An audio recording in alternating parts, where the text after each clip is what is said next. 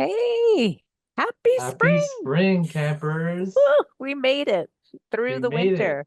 Yeah, not like all the bees did though. Geez, you've heard about the losses, I'm sure, right? Yeah, it's been pretty Yikes. intense. News report Uh, after news report I've been seeing. And we've been pretty busy at the lab too these last couple of months. I've been helping out on the field, got the pleasure to go out there with the Bee Health Hub, which is part of the El Nino Bee Lab. We did some field tests for commercial beekeepers. We got to hear firsthand how much difficulty they're having. And we'll talk about that in a bit. So yeah, lots to talk about. yeah.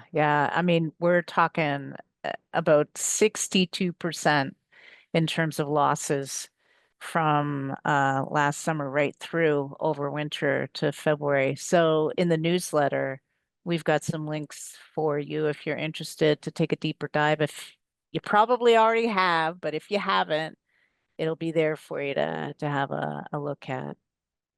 Yeah, Yeah, my it's bees helpful. lived, I'm happy to say. Last year I wasn't so lucky, but this year they're thriving, so I'm Great. happy about that. 100% Yeah, success rate. yeah, Yeah. not often. Mhm. You're holding the torch for camp. We're doing, we know what we're talking about. I'm trying. I'm trying. Great. Yeah. So today we wanted to start with a little bit of updates from the El Nino Bee Lab, and these are interesting and apply to beekeeping in general as well. So a lot that's been going on recently. Just last night, actually, the Dr. Alina El Nino, the director of camp and director of the lab, she was on NBC National News, and so she talked a little bit about the beehive thefts. They were also talking with commercial beekeepers across California. We'll put the link to that video. It's pretty short. Check it out, just a couple minutes in the description and the newsletter. So feel free to check that out. It's great to have this discussion be elevated to the national level so that we can get more fundraising interest and more eyes on the problem because it might be even worse this year. That's what I've been hearing from certain areas. I don't know about you, Yeah. Wendy, but Well, we'll see. we want pollinators and honeybees especially because they do so much work for me personally because I love my fruits and veggies and nuts and stuff on my behalf to feed me, right? And I mean, prices have gone up enough already. I don't need my food prices to keep on rising. With the eggs, it's bad enough right now. So yeah, whatever we can do to raise awareness, especially nationally, the plight of the honeybees at this point. Yeah, I'm all for it. Yeah. And Alina did a great job. And they well, you'll see it in the newsletter. We'll enclose it there. Yeah. Yeah. Yeah, and talking about raising awareness, we also have this Bee Garden website, which was launched just a few days ago. So the Bee Garden at UC Davis is an educational garden right next to the lab, where is the headquarters of the camp and the El Nino Bee Lab. So it's just about like half a mile to a mile off of campus, and it's open to the public. It's been there for over a decade now and a lot of activities are and educational activities are done in that garden. And if you're thinking about maybe planting your own native gardens, we have classes for that, and we also have this model garden, this Bee Haven Garden at UC Davis. We'll put the link in the description to that website, also in the newsletter. Highly suggest to check it out. We also do tours for schools and for other private groups as well. So if you're interested in that, please reach out. The Bee Garden, we're planning to up the programming this upcoming year. And so be on the lookout. There's a lot of good stuff coming out for the Bee Garden. Yeah, we want like a Bee Haven ambassador program to happen. So that's in the works. And the other thing I like about the website that you've upgraded, Kian, is if any of my friends are asking me what should I plant, I send them to the Bee Haven website, and there's so many great resources with regards to California natives. It's like one-stop shop. So thanks again for your work in creating a great website. My pleasure. Thank you.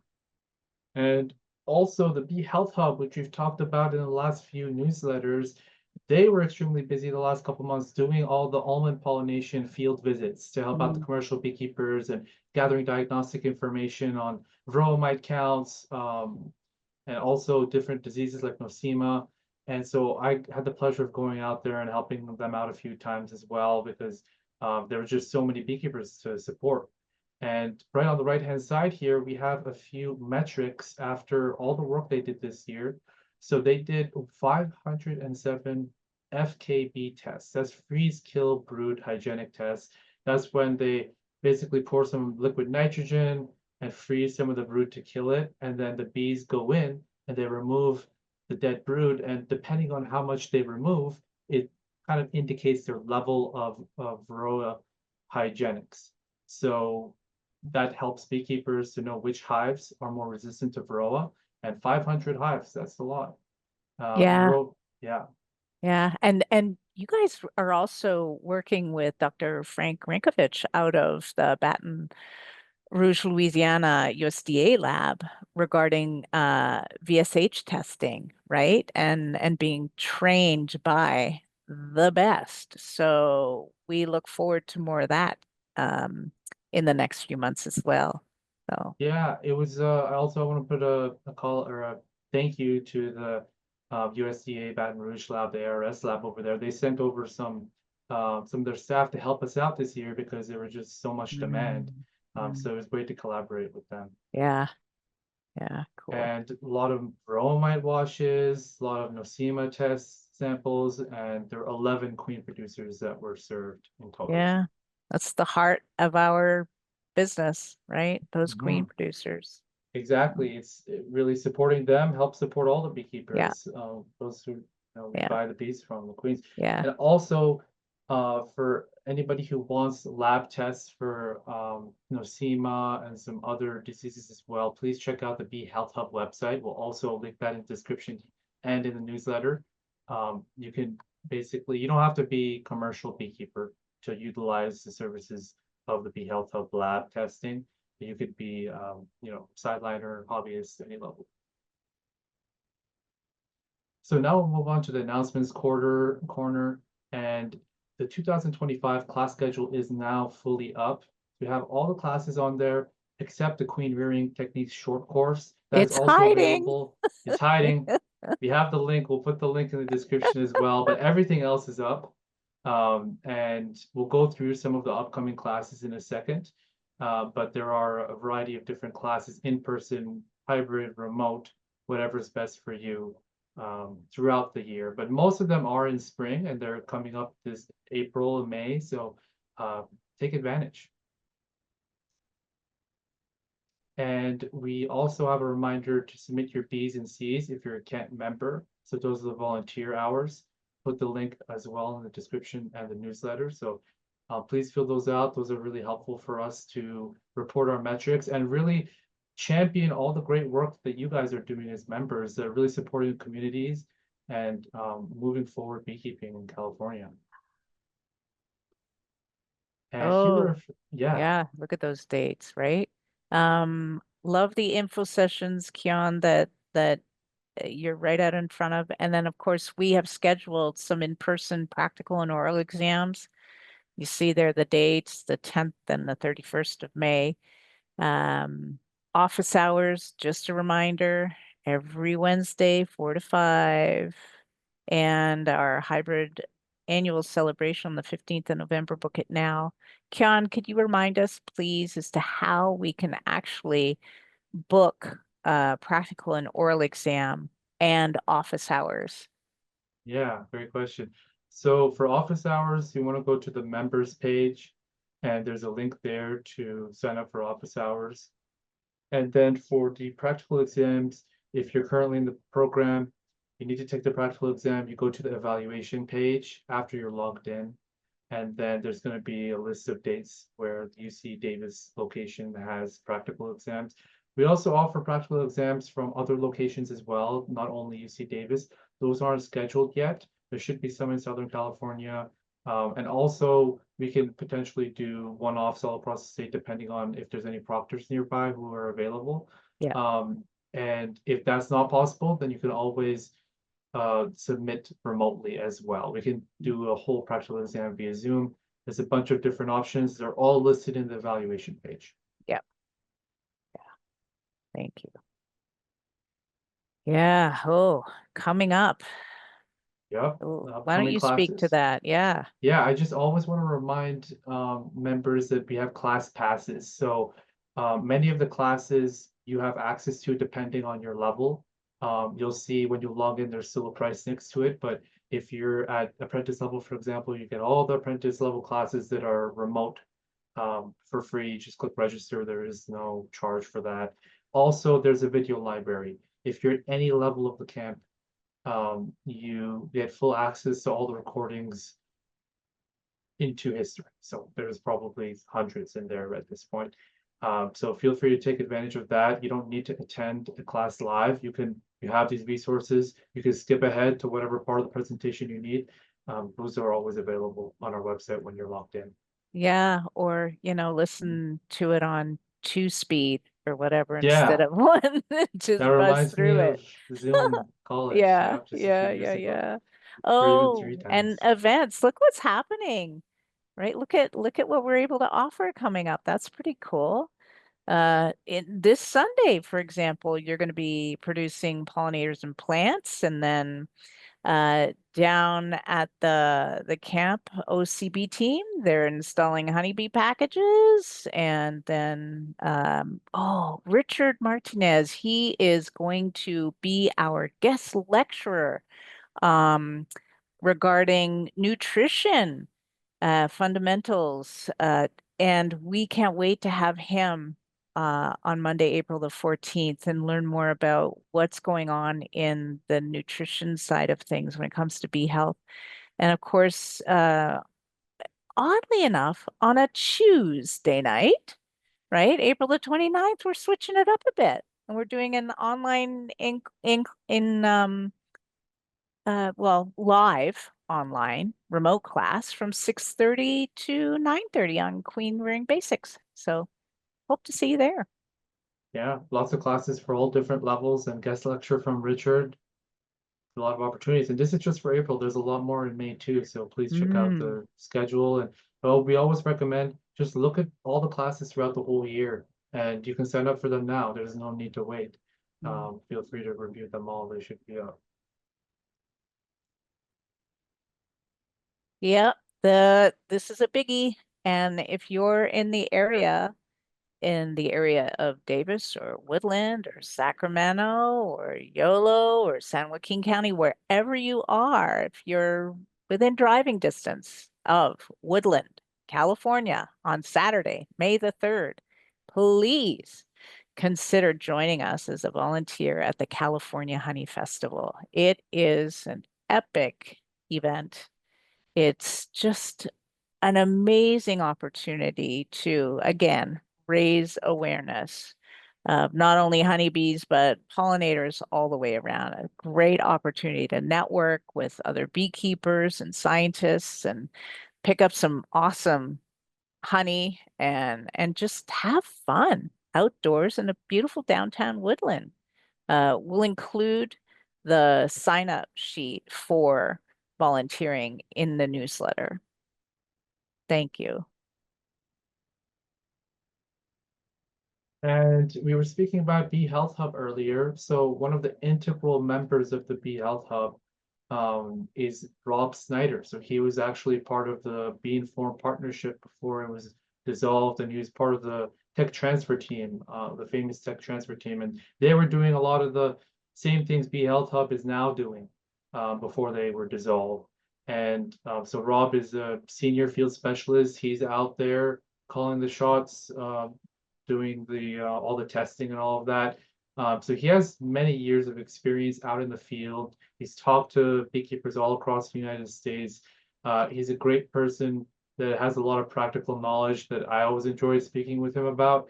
And so we have this great opportunity to have a lecture with him. Hello, campers.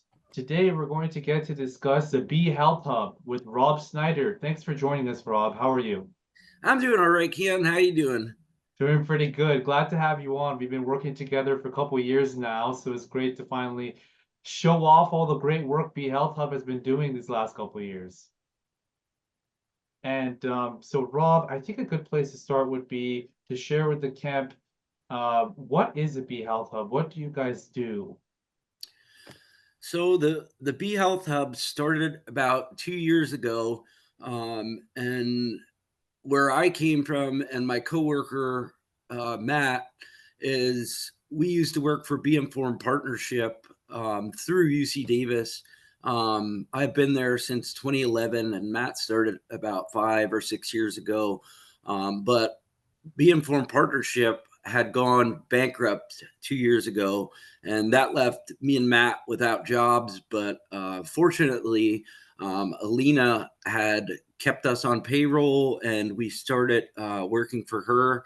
And mainly, what we do is work with queen producers in Northern California. We do a lot of mite washes for them, and then in the spring we help them with uh, their potential breeder selection. So basically, they pick out the best of the best colonies, and then we'll sample them for hygienic testing, Varroa, Veramorpha, and then this year we added the VSH assay, which is where we're looking at reproductive and non-reproductive mites in the brood.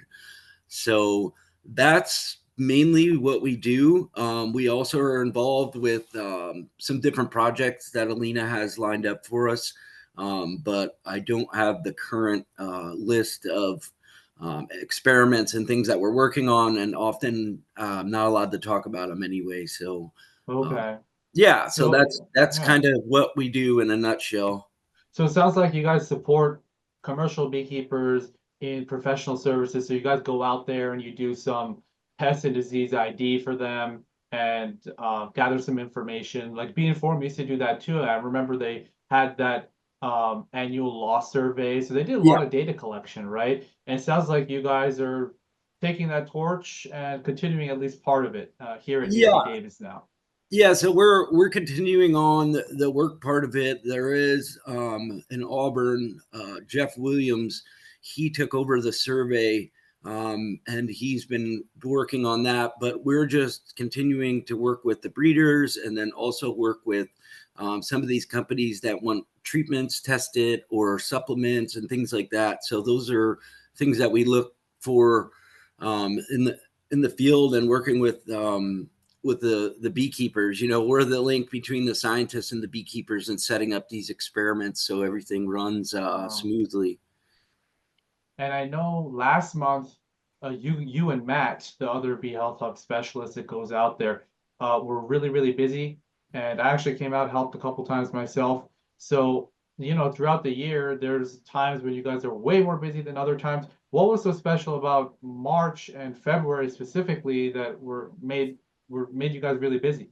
So basically, the beekeepers this year, the almonds were a little bit early, so the beekeepers had to move into the almonds early, and then that kind of impacts our work because we want all of the hives in one location to test. And we had a few beekeepers where we were going to a bunch of different spots in the orchard, which makes the day a little bit um, longer. But what makes us so busy during, it's mainly February, is that's when the commercial queen producers are looking for their breeder stock. So they've gone through all last year's assessments for the queen producers. They picked out the best ones that they liked, usually between 50 and 100 of the colonies that they selected. We come out and do freeze kill brood assay, or hygienic test is what we've always called it.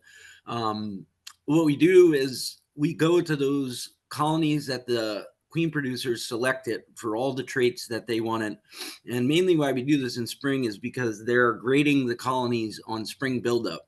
So that's one of the main things that they select for, because they need big colonies to go into almonds. So you ideally want 8 frames or more. So that's why spring buildup is so important. But with the hygienic testing, what we're doing is we're looking for a frame of sealed brood that has purple eye or white eye stage.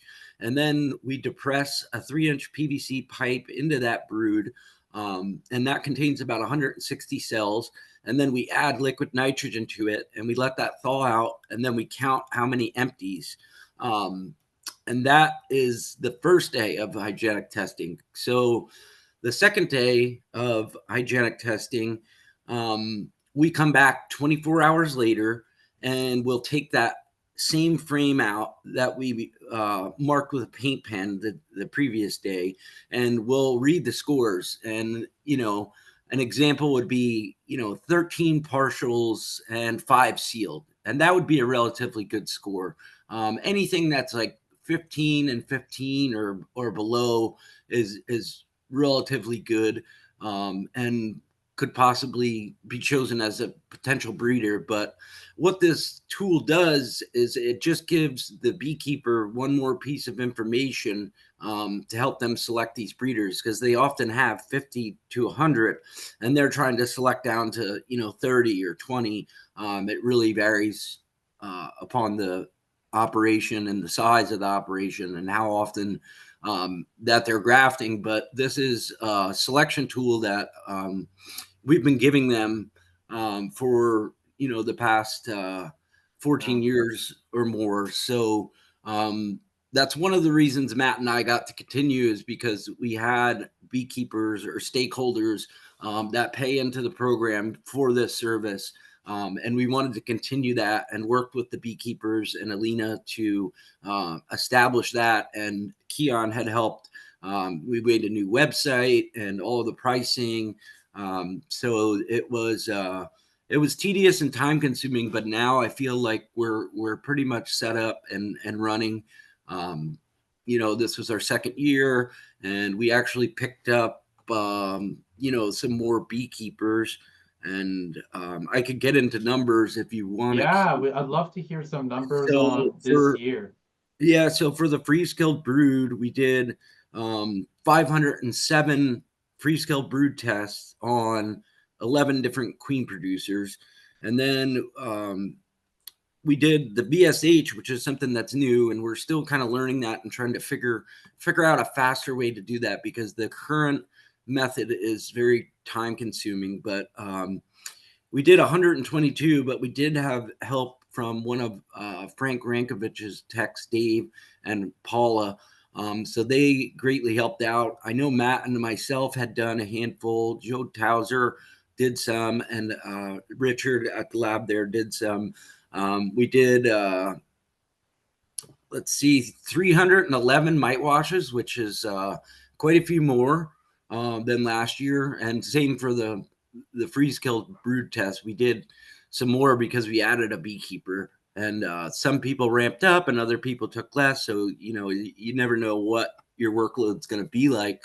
But because the almonds started kind of early, the beekeepers got really excited because they thought they were going to be able to graft earlier. And that's why it was a mad rush to get all these tests done so they can try to start grafting the week of February 23rd, which a lot of them did end up holding off because the weather just wasn't there and the bees just weren't there. So the one thing I noticed this year was the brood patterns were not nearly as good as previous years, and also the frames of bees was down. And I think that had to do with our weather, and it was pretty warm throughout the fall and December, but then in January, it started getting cold overnight. So when it's below freezing overnight, the bees don't really grow. So an old time beekeeper had told me once that if the grass isn't growing, the bees won't grow. And that's exactly what we saw this year.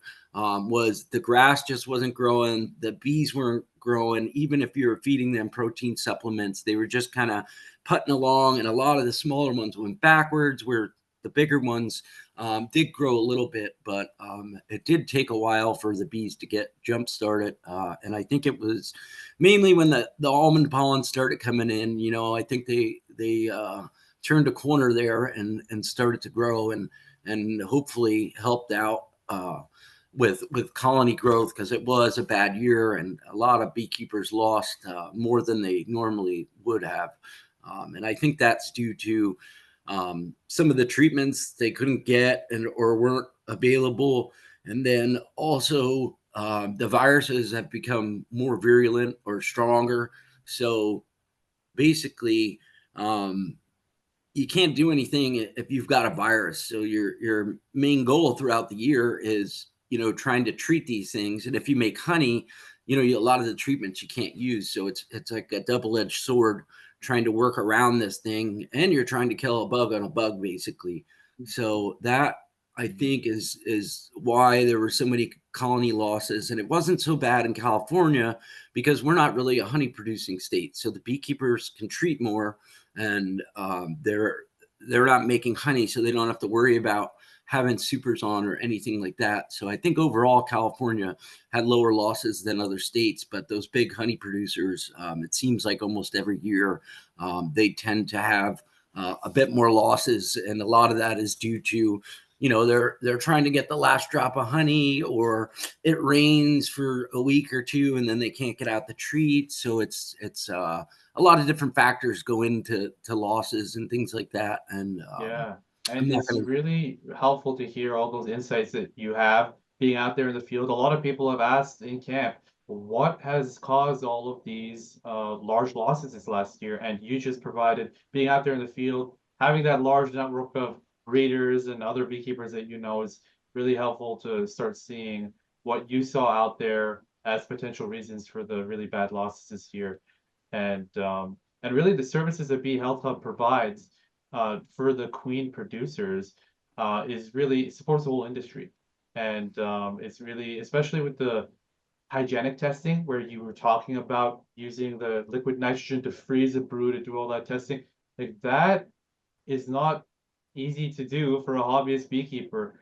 So the No, UC and Davis is able to provide that, especially for where it counts, which is queen producers, which we all rely on, not just the commercial guys. It's helpful that you guys are helping out with that, and that we've been able to have that continuity from being formed partnership to wherever else it might be, UC Davis, Auburn, like you mentioned, for other parts of it. So thanks for being part of that story. yeah, Um, these queen producers, they're just trying to sell the best product they possibly can. And the majority of the queens, are made in Northern California. A lot are made in Hawaii because they can do it all year.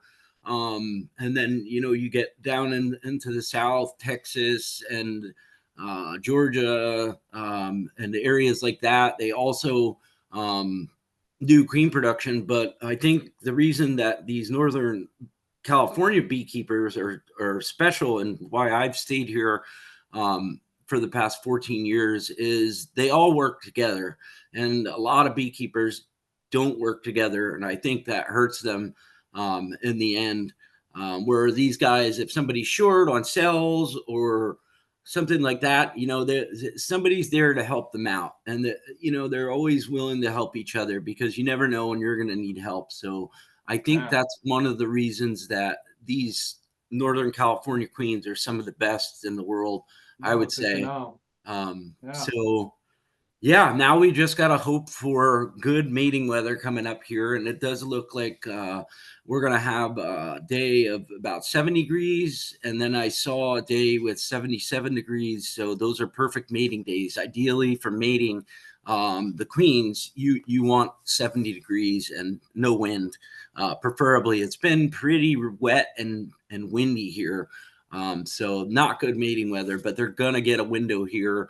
And about 2 years ago, it was so wet and windy after they produced all these cells that they ended up having to remake a lot of the nukes because the weather wasn't good, and the queens can only stay in there so long before they're kind of no good and can't get mated. So Yeah. much better year than 2 years ago. But yeah, I think the beekeepers are happy with the weather and the way things worked out. They didn't get to start as early as they wanted, but I think that was a good thing, holding back a little bit, because if you go and graft and put out all these cells and mating nukes, and then you go to catch and it's 40%, like, you wasted a lot of time and labor and resources and having to make those back up. So just waiting a little bit so you can get that first round of percentages, ideally, above 70. I mean, they're looking for 80 to 85 if they can, but for the first round of queens, 70% is pretty acceptable. Yeah, a lot of great information, and I want to thank you, Rob, for being that glue that connects all the beekeepers and also the glue that shares all the information with people like us. So we appreciate all the work that Bee Health Hub is doing, and we look forward to the continued success. And also all those other projects you mentioned, those happen year round. So we'll be looking forward to providing more updates in upcoming newsletters. Always a pleasure working with you and glad to have you in the lab as well. So thank you, Rob, for providing all this information for the camp membership. No, and thanks for having me. Anytime, Keon. Thank you. Welcome back. So as always, we appreciate feedback. We have a link in the description here for any feedback on the video. What would you like to see more of? What would you like to see less of? We're here to share information that is interesting to beekeepers in California and useful. Yeah. Yeah. And on that note, Be be well. well. Take care, everyone.